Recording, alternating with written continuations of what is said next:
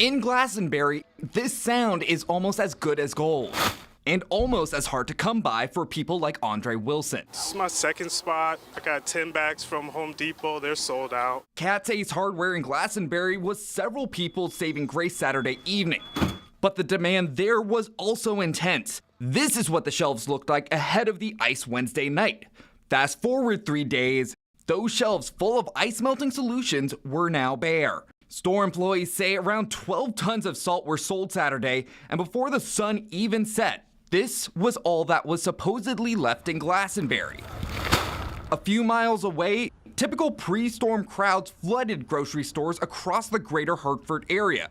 Those storm staples of eggs, milk, and bread, either partially or completely gone by the time the afternoon hit.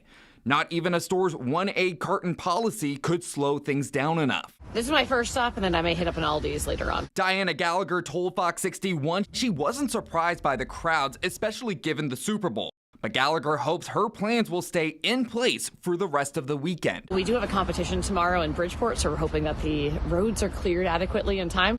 And they'll be out there and probably will end up missing some of the Super Bowl on Sunday because they'll be out there clearing the roads. Department of Transportation spokesperson Josh Morgan said because of the size of the storm, he expects the entirety of the department's crews to be deployed this weekend, alongside some of their regular contractors. Even after the storm moves out and the snow stops falling, they'll have several hours of cleanup to do. Once they're off the roads, they'll go home, they'll get some rest, and then we'll see what the forecast has for next week for us.